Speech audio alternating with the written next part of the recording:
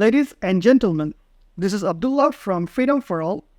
Welcome to another episode of Weekly Nugget series.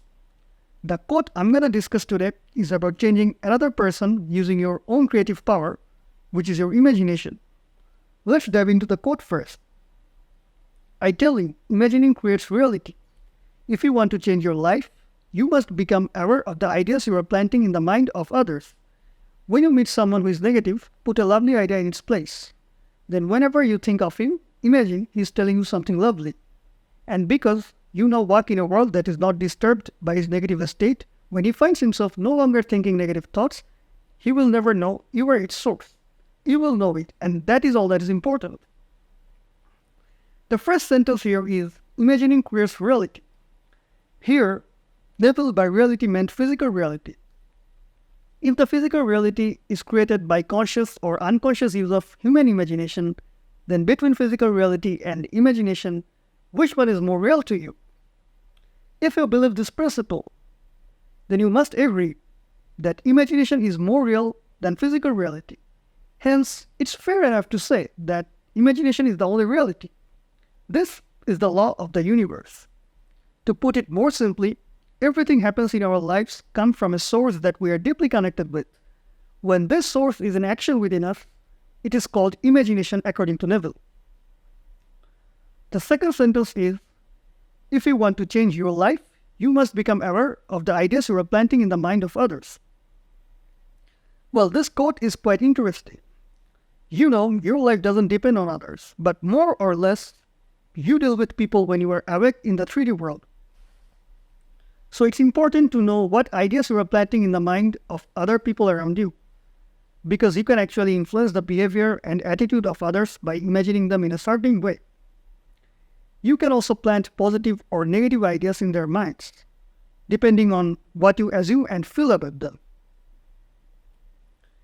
Neville also warned us when he said, when you meet someone who is negative, put a lovely idea in its place. Then whenever you think of him, imagine he's telling you something lovely. You should not let the negativity of others affect yourself or themselves. Remember, if negative things of others affect you, most likely it will affect them as well. Because they're reflecting what you are accepting deep down within yourself about them.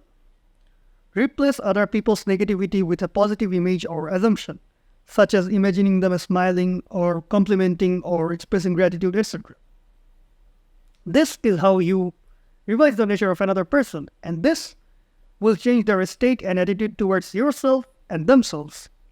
When you do that, that means when you imagine lovingly for them, do not consider how they acted in the past.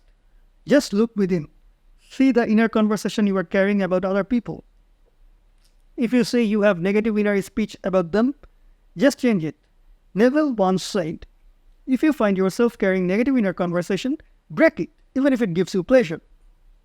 So even if you find comfortable carrying undesirable mental conversations about others, just change it by going within. Others and you are not separated. Carrying negative words for others actually means you are carrying negative words for yourself. Neville concluded by saying, and because you now walk in a world that is not disturbed by his negative state, when he finds himself no longer thinking negative thoughts, he will never know you are its source. You will know it, and that is all that is important.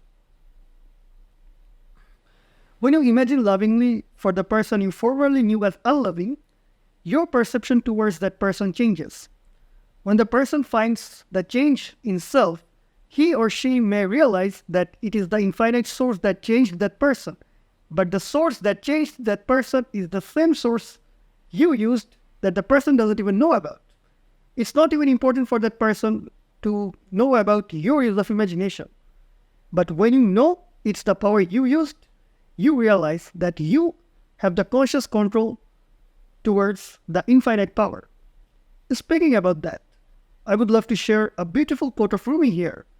He said, don't you know yet? It is your light that lights the world. Everyone in this world has this light. Many of you may be familiar with the term called spiritual healers. They come from different backgrounds and may apply different techniques. But all that they do is to use their creative power And this creative power is imagination. Everyone has this power. Just being more attentive to the invisible world or subjective world makes you realize that you can have conscious control towards everything in life without using your conscious mind.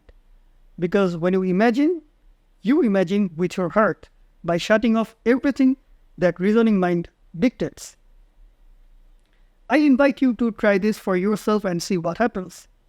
Imagine someone who is negative in your life and put a lovely idea in their place.